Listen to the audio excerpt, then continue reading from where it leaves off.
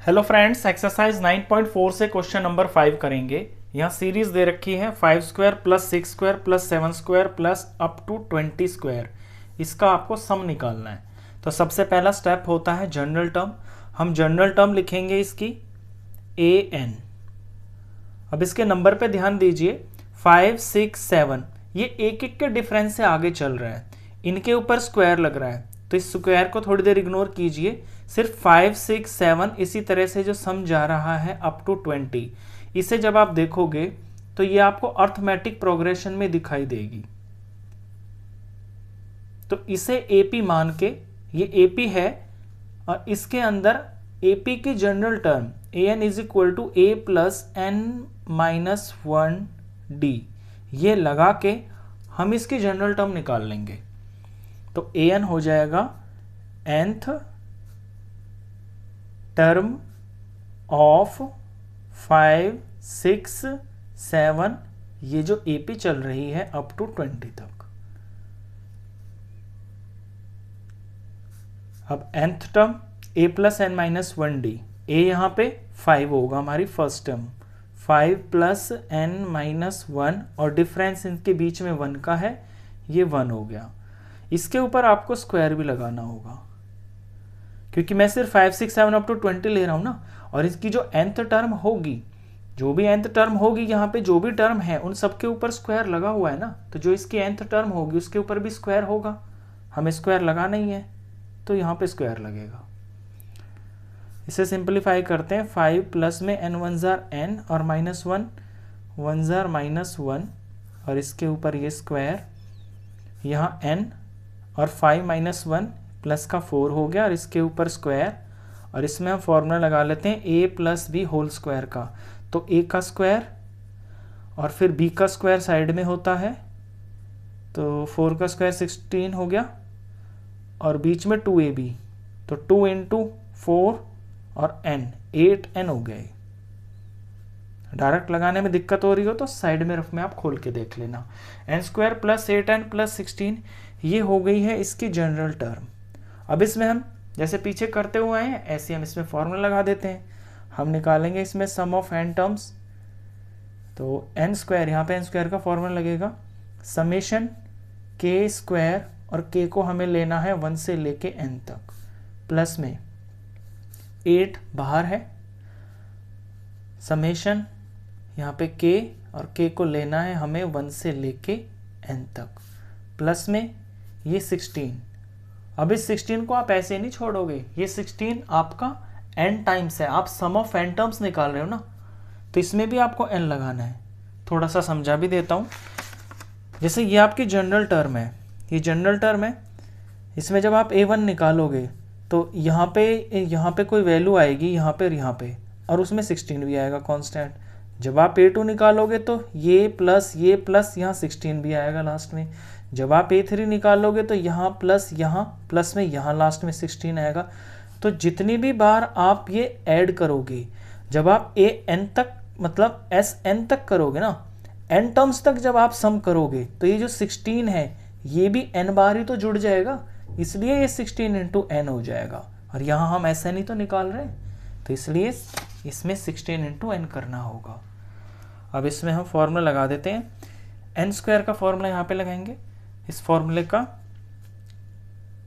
n plus 1 और 2n plus 1, अब तक ये आपको याद भी हो गए होंगे फॉर्मूले, 3 ही फॉर्मूले इसमें।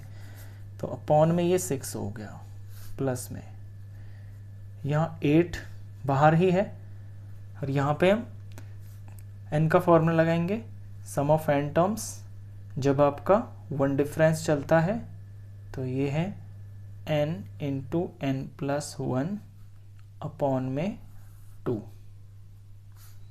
प्लस में 16n को एज इट इज लिखेंगे। अब यहाँ आप देख रहे हो कि इस सीरीज के अंदर आपको लास्ट टर्म दे रखी है 20, ये शुरू हो रहा है 5 से और ये लास्ट टर्म है इसकी 20, और हमें यहाँ पे n में वैल्यू फिल करनी है।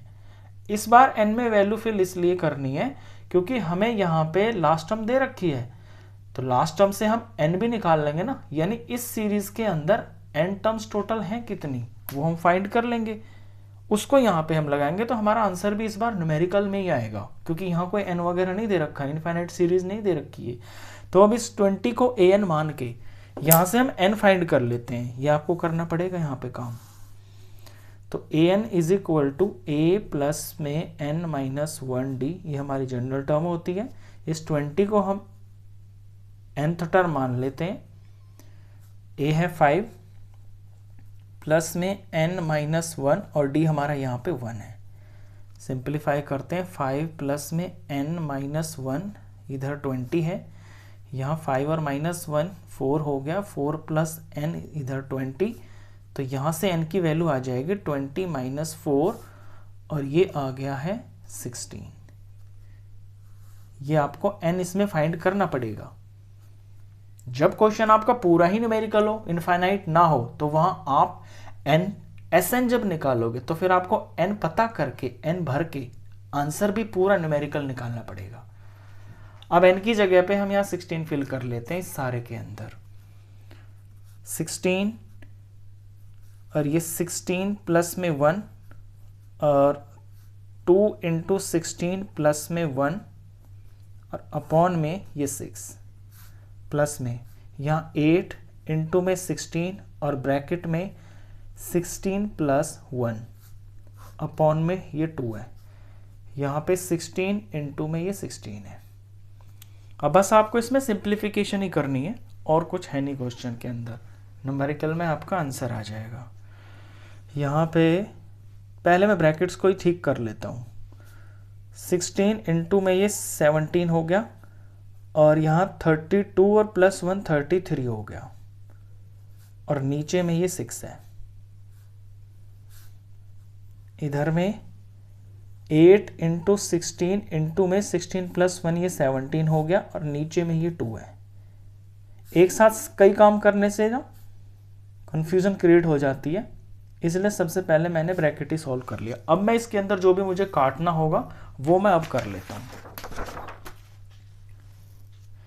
6 को मैं 16 से काट सकता हूँ, ये 2 पे जा रहा है तो इसे काट लेते हैं। 6 और 16 2 से डिवाइड किया तो 3 आ गया और यहाँ पे ये 8 आ गया और 3 इससे 11 पे जाता है, 33 3 1 जार और ये 3 11 जार 33।